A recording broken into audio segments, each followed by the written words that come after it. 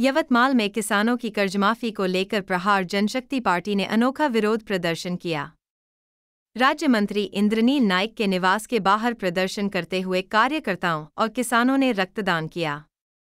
प्रदर्शनकारियों की मांग थी कि मुख्यमंत्री देवेंद्र फडणवीस ने चुनावी सभा में 7/12 कोरा करने और कर्जमाफी का वादा किया था, लेकिन सरकार बनने के बाद भी उस पर कोई अमल नहीं हुआ।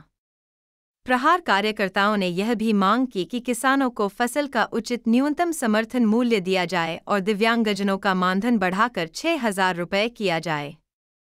इस आंदोलन में बड़ी संख्या में किसान और कार्यकर्ता शामिल हुए और शांतिपूर्ण तरीके से सरकार को अपना विरोध दर्ज कराया।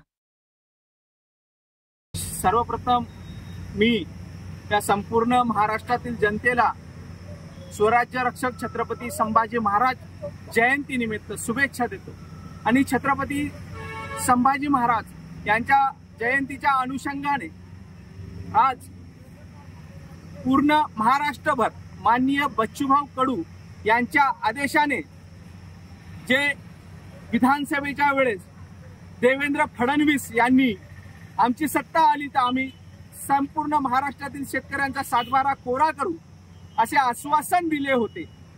ते खोटे आश्वासन देऊन आज सत्तेत आले, त्यांना सदर आश्वासनाचा विसर पडलेला। या आश्वासनाची त्यांना आठवण करून देण्यासाठी आज आम्ही पुसद येथील राज्यमंत्री इंद्रनील नाईक यांच्या बंगल्यासमोर रक्तदान करून आंदोलन करत आहोत। आम्ही म्हणतोय की हम तुम्हें खून देंगे, तुम हमें कर्जमाफी दो। यासाठी आज आम्ही या ठिकाणी रक्तदान करून आंदोलन करत आहोत।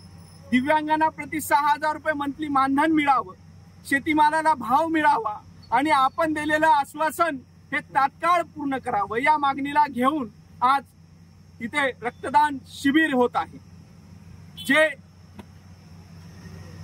स्वर्गीय वसंतरावजी नाईक यांनी जो हरित क्रांतीचा संदेश दिला होता, महाराष्ट्रभर हरित क्रांती घडून आणली होती, ज्यांना हरित क्रांतीचे जनक म्हणतात, अशा वारसा असणारे राज्यमंत्री इंद्रनील भाऊ यांनी तात्काळ आपल्या शेतकरी बांधवांकडे लक्ष देऊन आपले उपमुख्यमंत्री अजितदादा पवार, दुसरे उपमुख्यमंत्री एकनाथभाई शिंदे आणि या राज्याचे मुख्यमंत्री देवेंद्र फडणवीस यांच्याजवळ तात्काळ कर्जमाफीची मागणी करावी, अन्यथा या शेतकऱ्यांसाठी आपण आपल्या पदाचा राजीनामा द्यावा ही मागणी करतो।